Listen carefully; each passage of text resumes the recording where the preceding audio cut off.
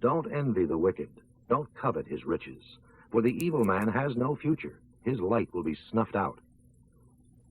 My son, watch your step before the Lord and the king, and don't associate with radicals, for you will go down with them to sudden disaster, and who knows where it all will end.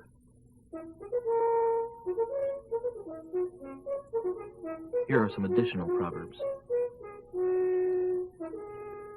It is wrong to sentence the poor and let the rich go free. He who says to the wicked, "You are innocent," shall be cursed by many people of many nations, but blessings shall be showered on those who rebuke sin fearlessly. It is an honor to receive a frank reply. Develop your business first before building your house. Don't testify spitefully against an innocent neighbor. Why lie about him? Don't say, "Now I can pay him back for all his meanness to me." I walked by the field of a certain lazy fellow and saw that it was overgrown with thorns and covered with weeds, and its walls were broken down. Then as I looked, I learned this lesson. A little extra sleep, a little more slumber, a little folding of the hands to rest, means that poverty will break in upon you suddenly like a robber, and violently like a bandit. Chapter 25. These Proverbs of Solomon were discovered and copied by the aides of King Hezekiah of Judah. It is God's privilege to conceal things, and the king's privilege to discover and invent. You cannot understand the height of heaven, the size of the earth, or all that goes on in the king's mind. When you remove dross from silver, you have sterling ready for the silversmith. When you remove corrupt men from the king's court, his reign will be just and fair. Don't demand an audience with the king as though you were some powerful prince.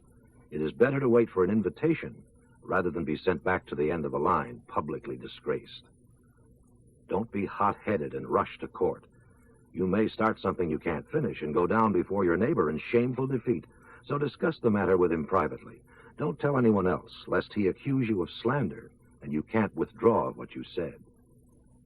Timely advice is as lovely as golden apples in a silver basket. It is a badge of honor to accept valid criticism. A faithful employee is as refreshing as a cool day in the hot summertime. One who doesn't give the gift he promised is like a cloud blowing over a desert without dropping any rain. Be patient, and you will finally win, for a soft tongue can break hard bones. Do you like honey? Don't eat too much of it, or it will make you sick. Don't visit your neighbor too often, or you will outwear your welcome. Telling lies about someone is as harmful as hitting him with an axe, or wounding him with a sword, or shooting him with a sharp arrow. Putting confidence in an unreliable man is like chewing with a sore tooth, or trying to run on a broken foot. Being happy-go-lucky around a person whose heart is heavy is as bad as stealing his jacket in cold weather or rubbing salt in his wounds. If your enemy is hungry, give him food. If he is thirsty, give him something to drink. This will make him feel ashamed of himself, and God will reward you. As surely as a wind from the north brings cold, just as surely a retort causes anger. It is better to live in a corner of an attic than in a beautiful home with a cranky, quarrelsome woman. Good news from far away is like cold water to the thirsty. If a godly man compromises with the wicked, it is like polluting a fountain or muddying a spring. Just as it is harmful to eat too much honey, so also it is bad for men to think about all the honors they deserve. A man without self-control is as defenseless as a city with broken-down walls. Chapter 26. Honor doesn't go with fools any more than snow with summertime or rain with harvest time. An undeserved curse has no effect. Its intended victim will be no more harmed by it than by a sparrow or swallow flitting through the sky. Guide a horse with a whip, a donkey with a bridle, and a rebel with a rod to his back.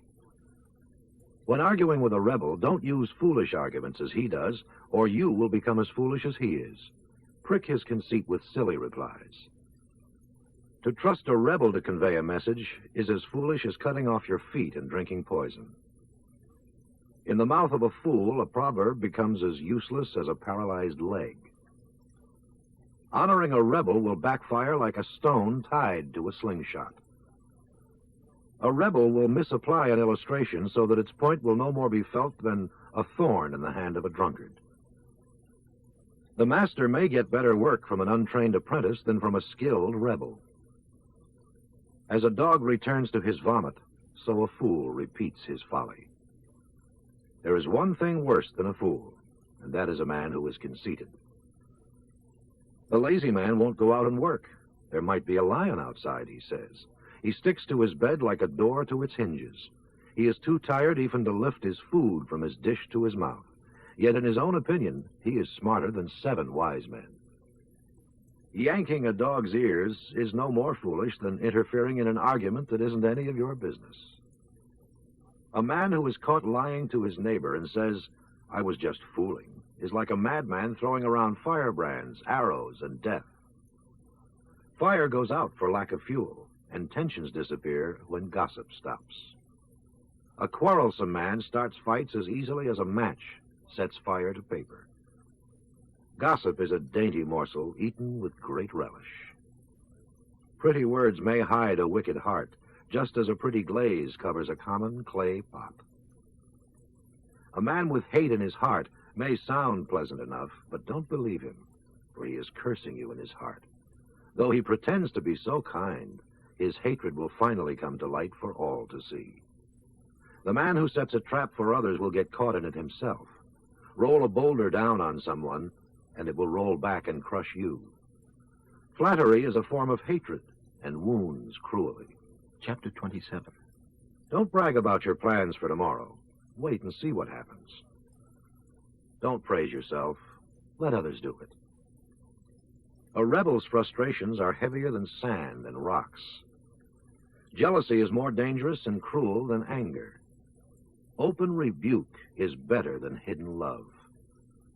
Wounds from a friend are better than kisses from an enemy. Even honey seems tasteless to a man who is full, but if he is hungry, he'll eat anything.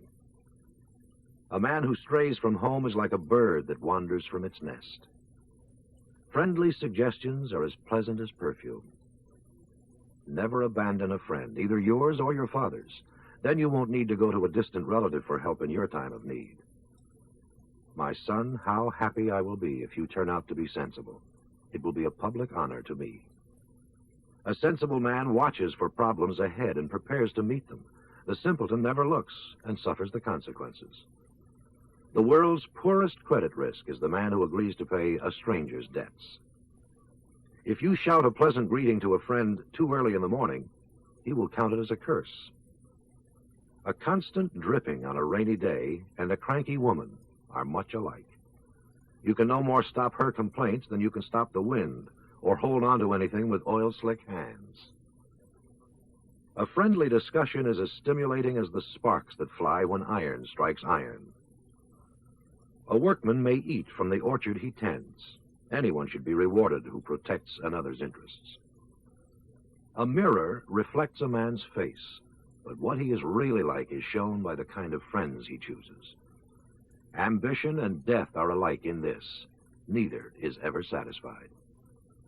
The purity of silver and gold can be tested in a crucible, but a man is tested by his reaction to men's praise.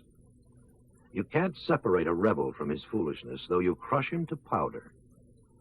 Riches can disappear fast, and the king's crown doesn't stay in his family forever, so watch your business interests closely. Know the state of your flocks and your herds.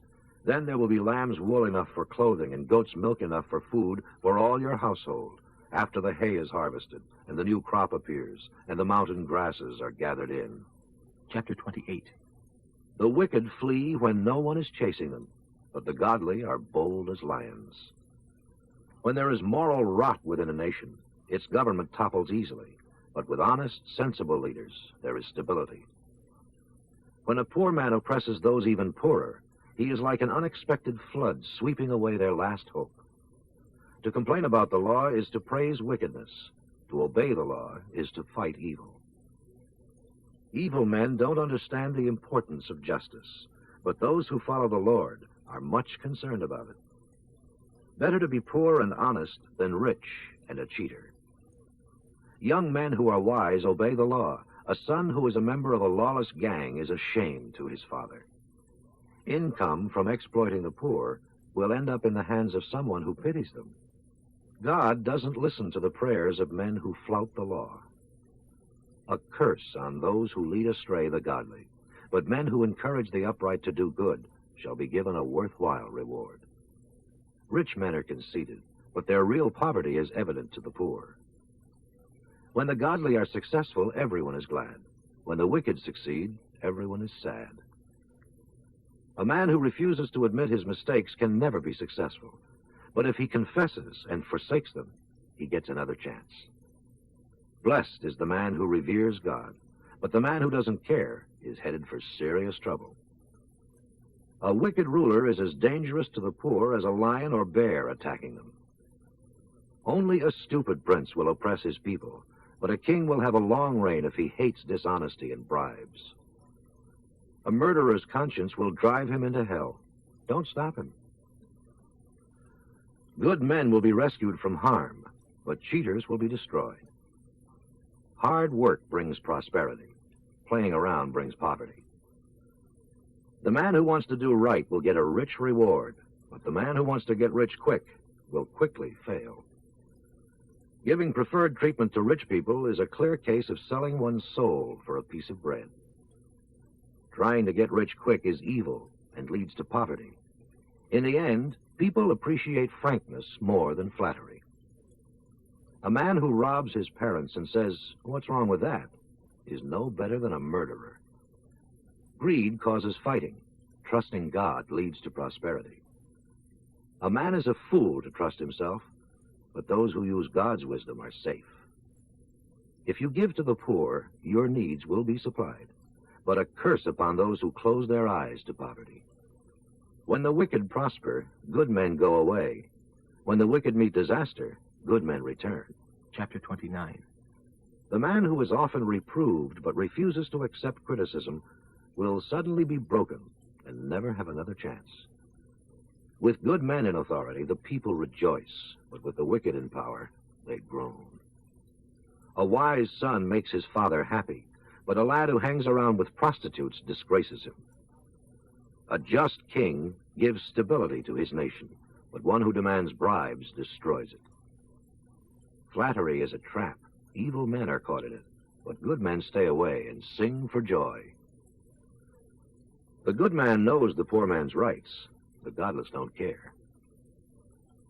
Fools start fights everywhere, while wise men try to keep peace. There's no use arguing with a fool. He only rages and scoffs and tempers flare. The godly pray for those who long to kill them. A rebel shouts in anger. A wise man holds his temper in and cools it. A wicked ruler will have wicked aides on his staff. Rich and poor are alike in this. Each depends on God for light. A king who is fair to the poor shall have a long reign. Scolding and spanking a child helps him to learn. Left to himself, he brings shame to his mother. When rulers are wicked, their people are too. But good men will live to see the tyrant's downfall. Discipline your son, and he will give you happiness and peace of mind. Where there is ignorance of God, the people run wild. But what a wonderful thing it is for a nation to know and keep his laws. Sometimes mere words are not enough. Discipline is needed, for the words may not be heeded. There is more hope for a fool than for a man of quick temper. Pamper a servant from childhood, and he will expect you to treat him as a son. A hot-tempered man starts fights and gets into all kinds of trouble. Pride ends in a fall, while humility brings honor. A man who assists a thief must really hate himself, for he knows the consequence, but does it anyway. Fear of man is a dangerous trap, but to trust in God means safety. Do you want justice? Don't fawn on the judge, but ask the Lord for it. The good hate the badness of the wicked. The wicked hate the goodness of the good. 30.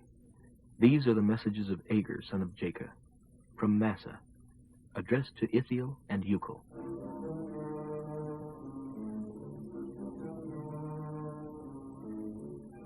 I am tired out, O God, and ready to die. I am too stupid even to call myself a human being. I cannot understand man, let alone God. Who else but God goes back and forth to heaven? Who else holds the winds in his fists and wraps up the oceans in his cloak? Who but God has created the world? If there is any other, what is his name, and his son's name, if you know it? Every word of God proves true. He defends all who come to him for protection. Do not add to his words, lest he rebuke you, and you be found a liar. O God, I beg two favors from you before I die. First, help me never to tell a lie. Second, give me neither poverty nor riches. Give me just enough to satisfy my needs. For if I grow rich, I may become content without God. And if I am too poor, I may steal, and thus insult God's holy name. Never falsely accuse a man to his employer, lest he curse you for your sin. There are those who curse their father and mother and feel themselves faultless, despite their many sins. They are proud beyond description, arrogant, disdainful. They devour the poor with teeth as sharp as knives. There are two things never satisfied, like a leech forever craving more. No, three things. No, four. Hell, the barren womb, a barren desert, fire. A man who mocks his father and despises his mother shall have his eye plucked out by ravens and eaten by vultures. There are three things too wonderful for me to understand. No, four. How an eagle glides through the sky, how a serpent crawls upon a rock, how a ship finds its way across the heaving ocean, the growth of love between a man and a girl. There is another thing, too, how a prostitute can sin and then say, "What's wrong with that?" There are three things that make the earth tremble. No, four it cannot stand.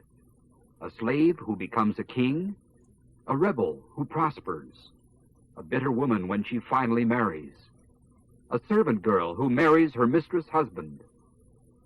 There are four things that are small, but unusually wise. Ants, they aren't strong, but store up food for the winter. Cliff badgers, delicate little animals who protect themselves by living among the rocks. The locusts, though they have no leader, they stay together in swarms. The lizards, they are easy to catch and kill, yet are found even in kings' palaces. There are three stately monarchs in the earth. No, four. The lion, king of the animals, he won't turn aside for anyone. The peacock, the he-goat, a king as he leads his army. If you have been a fool by being proud or plotting evil, don't brag about it.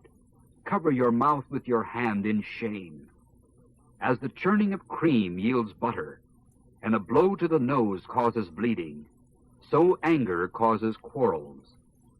Chapter 31. These are the wise sayings of King Lemuel of Massa, taught to him at his mother's knee. O my son, whom I have dedicated to the Lord, do not spend your time with women, the royal pathway to destruction. And it is not for kings, O Lemuel, to drink wine and whiskey. For if they drink, they may forget their duties, and be unable to give justice to those who are oppressed. Hard liquor is for sick men at the brink of death, and wine for those in deep depression. Let them drink to forget their poverty and misery. You should defend those who cannot help themselves. Yes, speak up for the poor and needy, and see that they get justice. If you can find a truly good wife, she is worth more than precious gems. Her husband can trust her, and she will richly satisfy his needs. She will not hinder him, but help him all her life. She finds wool and flax and busily spins it. She buys imported foods brought by ship from distant ports. She gets up before dawn to prepare breakfast for her household and plans the day's work for her servant girls. She goes out to inspect a field and buys it. With her own hands, she plants a vineyard. She is energetic, a hard worker, and watches for bargains. She works far into the night. She sows for the poor and generously gives to the needy. She has no fear of winter for her household, for she has made warm clothes for all of them. She also upholsters with finest tapestry. Her own clothing is beautifully made, a purple gown of pure linen. Her husband is well known, for he sits in the council chamber with the other civic leaders. She makes belted linen garments to sell to the merchants. She is a woman of strength and dignity, and has no fear of old age. When she speaks, her words are wise, and kindness is the rule for everything she says. She watches carefully all that goes on throughout her household, and is never lazy. Her children stand and bless her. So does her husband. He praises her with these words: "There are many fine women in the world, but you are the best of them all." Charm can be deceptive, and beauty doesn't last. But a woman who fears and reverences God shall be greatly praised. Praise her for the many fine things she does. These good deeds of hers shall bring her honor and recognition from even the leaders of the nations.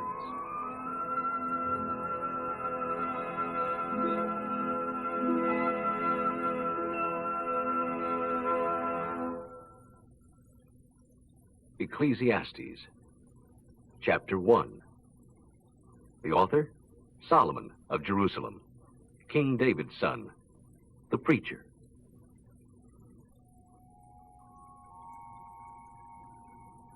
In my opinion, nothing is worthwhile. Everything is futile. For what does a man get for all his hard work? Generations come and go, but it makes no difference. The sun rises and sets and hurries around to rise again. The wind blows south and north, here and there, twisting back and forth, getting nowhere. The rivers run into the sea, but the sea is never full, and the water returns again to the rivers and flows again to the sea. Everything is unutterably weary and tiresome. No matter how much we see, we are never satisfied. No matter how much we hear, we are not content. History merely repeats itself. Nothing is truly new. It has all been done or said before. What can you point to that is new? How do you know it didn't exist long ages ago? We don't remember what happened in those former times, and in the future generations, no one will remember what we have done back here. I, the preacher, was king of Israel, living in Jerusalem, and I applied myself to search for understanding about everything in the universe. I discovered that the lot of man, which God has dealt to him, is not a happy one. It is all foolishness, chasing the wind. What is wrong cannot be righted. It is water over the dam, and there is no use thinking of what might have been. I said to myself, "Look, I am better educated than any of the kings before me in Jerusalem. I have greater wisdom and knowledge, so I worked hard to be wise instead of foolish. But now I realize that even this was like chasing the wind. For the more my wisdom, the more my grief. To increase knowledge only increases distress."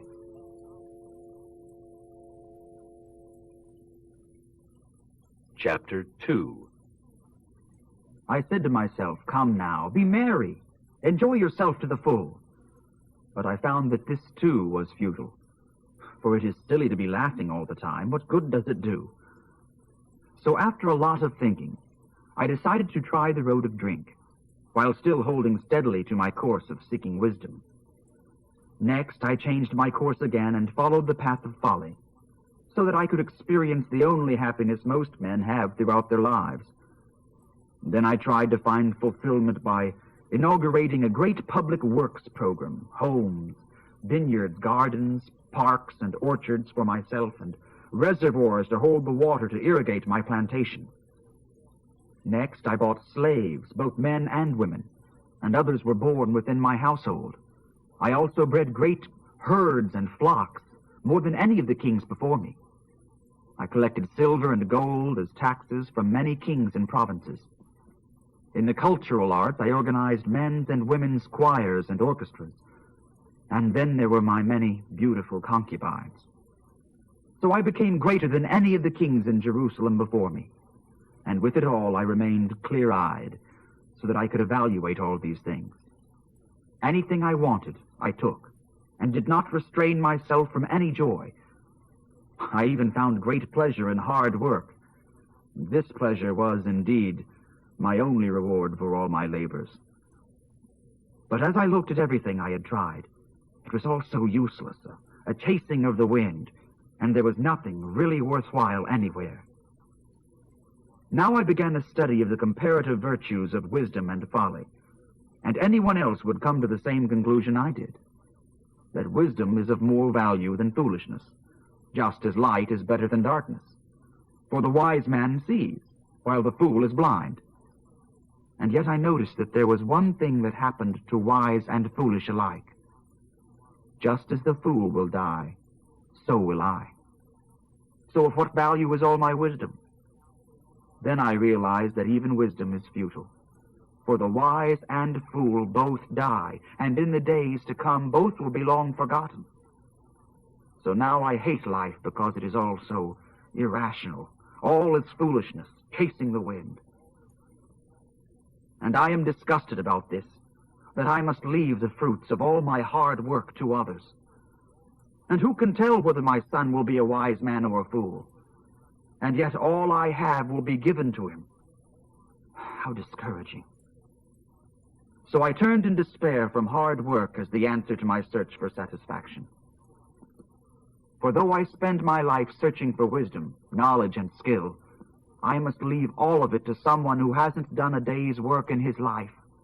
He inherits all my efforts, free of charge. This is not only foolish, but unfair. So what does a man get for all his hard work? Days full of sorrow and grief and restless, bitter nights. It is all utterly ridiculous. So I decided that there was nothing better for a man to do than to enjoy his food and drink and his job. Then I realized that even this pleasure is from the hand of God. For who can eat or enjoy apart from him? For God gives those who please him wisdom, knowledge, and joy. But if a sinner becomes wealthy, God takes the wealth away from him and gives it to those who please him. So here, too, we see an example of foolishly chasing the wind. Chapter 3. There is a right time for everything. A time to be born, a time to die, a time to plant, a time to harvest, a time to kill, a time to heal, a time to destroy, a time to rebuild, a time to cry, a time to laugh, a time to grieve, a time to dance, a time for scattering stones, a time for gathering stones, a time to hug, a time not to hug, a time to find, a time to lose, a time for keeping, a time for throwing away, a time to tear, a time to repair, a time to be quiet, a time to speak up, a time for loving, a time for hating, a time for war, a time for peace. What does one really get from hard work? I have thought about this in connection with all the various kinds of work God has given to mankind. Everything is appropriate in its own time. But though God has planted eternity in the hearts of men, even so, man cannot see the whole scope of God's work from beginning to end. So I conclude that, first, there is nothing better for a man than to be happy and to enjoy himself as long as he can. And second, that he should eat and drink and enjoy the fruits of his labors, for these are gifts from God. And I know this, that whatever God does is final. Nothing can be added or taken from it. God's purpose in this is that man should fear the all-powerful God. Whatever is, has been long ago, and whatever is going to be has been before. God brings to pass again what was in the distant past and disappeared. Moreover, I notice that throughout the earth justice is giving way to crime, and even the police courts are corrupt. I said to myself, in due season God will judge everything man does, both good and bad. And then I realized that God is letting the world go on its sinful way so that he can test mankind, and so that men themselves will see that they are no better than beasts. For men and animals both breathe the same air, and both die. So mankind has no real advantage over the beasts. What an absurdity. All go to one place, the dust from which they came and to which they must return. For who can prove that the spirit of man goes upward and the spirit of animals goes downward into dust? So I saw that there is nothing better for men than that they should be happy in their work, for that is what they are here for, and no one can bring them back to life to enjoy what will be in the future. So let them enjoy it now. Chapter 4. Next I observed all the oppression and sadness throughout the earth, the tears of the oppressed, and no one helping them, while on the side of their oppressors were powerful allies. So I felt that the dead were better off than the living. And most fortunate of all are those who have never been born and have never seen all the evil and crime throughout the earth. Then I observed that the basic motive for success is the driving force of envy and jealousy. But this, too, is foolishness, chasing the wind. The fool won't work and almost starves, but feels that it is better to be lazy and barely get by than to work hard when, in the long run, it is all so futile. I also observed another piece of foolishness around the earth. This is the case of a man who is quite alone, without a son or brother. Yet he works hard to keep gaining more riches, and to whom will he leave it all? And why is he giving up so much now? It is all so pointless and depressing. Two can accomplish more than twice as much as one, for the results can be much better. If one falls, the other pulls him up. But if a man falls when he is alone, he's in trouble. Also, on a cold night, two under the same blanket gain warmth from each other.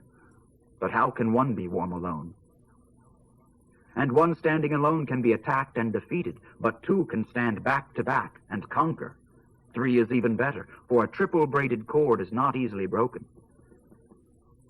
It is better to be a poor but wise youth than to be an old and foolish king who refuses all advice. Such a lad could come from prison and succeed. He might even become king, though born in poverty. Everyone is eager to help a youth like that, even to help him usurp the throne. He can become the leader of millions of people and be very popular. But then, the younger generation grows up around him and rejects him. So again, it is all foolishness, chasing the wind. Chapter 5. As you enter the temple, keep your ears open and your mouth shut. Don't be a fool who doesn't even realize it is sinful to make rash promises to God. For he is in heaven and you are only here on earth, so let your words be few. Just as being too busy gives you nightmares, so being a fool makes you a blabbermouth. So when you talk to God and vow to him that you will do something, don't delay in doing it. For God has no pleasure in fools. Keep your promise to him. It is far better not to say you'll do something than to say you will and then not do it.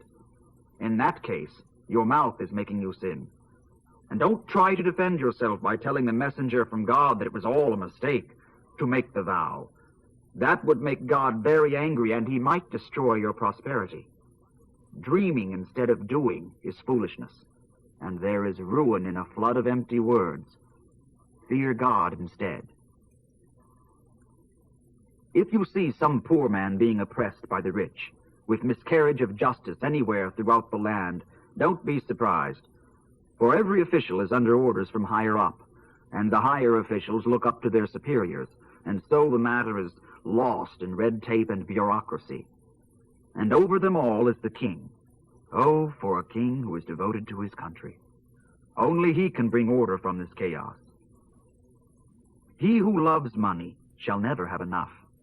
The foolishness of thinking that wealth brings happiness. The more you have, the more you spend, right up to the limits of your income. So what is the advantage of wealth, except perhaps to watch it as it runs through your fingers? The man who works hard sleeps well, whether he eats little or much. But the rich must worry and suffer insomnia. There is another serious problem I have seen everywhere. Savings are put into risky investments that turn sour, and soon there is nothing left to pass on to one's son. The man who speculates is soon back to where he began, with nothing. This, as I said, is a very serious problem, for all his hard work has been for nothing. He has been working for the wind. It is all swept away. And all the rest of his life he is under a cloud, gloomy, discouraged, frustrated, and angry. Well, one thing at least is good. It is for a man to eat well, drink a good glass of wine, accept his position in life, and enjoy his work, whatever his job may be, for however long the Lord may let him live. And, of course, it is very good if a man has received wealth from the Lord, and the good health to enjoy it. To enjoy your work and to accept your lot in life, that is indeed a gift from God. The person who does that will not need to look back with sorrow on his past, for God gives him joy. Chapter 6. Yes, but there is a very serious evil which I have seen everywhere. God has given to some men very great wealth and honor, so that they can have everything they want, but he doesn't give them the health to enjoy it, and they die and others get it all. This is absurd, a hollow mockery and a serious fault. Even if a man has 100 sons and as many daughters and lives to be very old, but leaves so little money at his death that his children can't even give him a decent burial, I say that he would be better off born dead. For though his birth would then be futile and end in darkness, without even a name, never seeing the sun or even knowing its existence, yet that is better than to be an old, unhappy man. Though a man lives 1,000 years twice over, but doesn't find contentment, well, what's the use? Wise men and fools alike spend their lives scratching for food and never seem to get enough. Both have the same problem, yet the poor man who is wise lives a far better life. A bird in the hand is worth 2 in the bush. Mere dreaming of nice things is foolish. It's chasing the wind. All things are decided by fate. It was known long ago what each man would be. So there's no use arguing with God about your destiny. The more words you speak, the less they mean. So why bother to speak at all? In these few days of our empty lifetimes, who can say how one's days can best be spent? Who can know what will prove best for the future after he is gone? For who knows the future? Chapter 7. A good reputation is more valuable than the most expensive perfume. The day one dies is better than the day he is born. It is better to spend your time at funerals than at festivals, for you are going to die, and it is a good thing to think about it while there is still time. Sorrow is better than laughter, for sadness has a refining influence on us. Yes, a wise man thinks much of death, while the fool thinks only of having a good time now. It is better to be criticized by a wise man than to be praised by a fool, for a fool's compliment is as quickly gone as paper and fire, and it is silly to be impressed by it. The wise man is turned into a fool by a bribe. It destroys his understanding. Finishing is better than starting. Patience is better than pride. Don't be quick-tempered. That is being a fool. Don't long for the good old days, for you don't know whether they were any better than these. To be wise is as good as being rich. In fact, it is better. You can get anything by either wisdom or money, but being wise has many advantages. See the way God does things and fall into line. Don't fight the facts of nature. Enjoy prosperity whenever you can, and when hard times strike, realize that God gives one as well as the other, so that everyone will realize that nothing is certain in this life. In this silly life I have seen everything, including the fact that some of the good die young and some of the wicked live on and on. So don't be too good or too wise. Why destroy yourself? On the other hand, don't be too wicked either. Don't be a fool. Why should you die before your time? Tackle every task that comes along, and if you fear God, you can expect his blessing. A wise man is stronger than the mayors of 10 big cities, and there is not a single man in all the earth who is always good and never sins. Don't eavesdrop. You may hear your servant cursing you, for you know how often you yourself curse others. I have tried my best to be wise. I declared, I will be wise, but it didn't work. Wisdom is far away and very difficult to find. I searched everywhere, determined to find wisdom and the reason for things, and to prove to myself the wickedness of folly, and that foolishness is madness. A prostitute is more bitter than death. May it please God that you escape from her. But sinners don't evade her snares. This is my conclusion, says the preacher. Step by step I came to this result after researching in every direction. 0.1% of the men I interviewed could be said to be wise, but not one woman. And I found that though God has made men upright, each has turned away to follow his own downward road. Chapter 8. How wonderful to be wise, to understand things, to be able to analyze them and interpret them. Wisdom lights up a man's face, softening its hardness. Obey the king as you have vowed to do.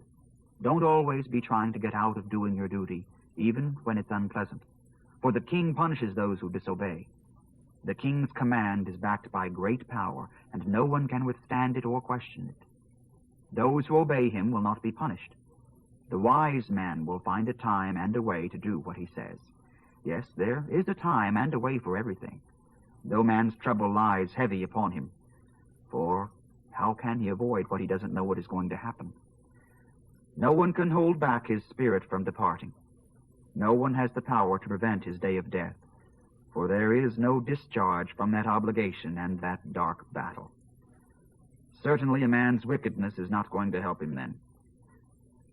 I have thought deeply about all that goes on here in the world, where people have the power of injuring each other. I have seen wicked men buried, and as their friends returned from the cemetery, having forgotten all the dead man's evil deeds, these men were praised in the very city where they had committed their many crimes. How odd. Because God does not punish sinners instantly, people feel it is safe to do wrong. But though a man sins 100 times and still lives, I know very well that those who fear God will be better off, unlike the wicked who will not live long, good lives. Their day is quickly as shadows, because they don't fear God. There is a strange thing happening here upon the earth. Providence seems to treat some good men as though they were wicked, and some wicked men as though they were good. This is all very vexing and troublesome. Then I decided to spend my time having fun, because I felt that there was nothing better in all the earth than that a man should eat, drink, and be merry, with the hope that this happiness would stick with him in all the hard work which God gives to mankind everywhere. In my search for wisdom, I observed all that was going on everywhere across the earth. Ceaseless activity, day and night.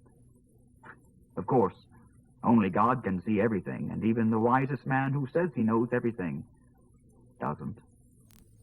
Chapter 9.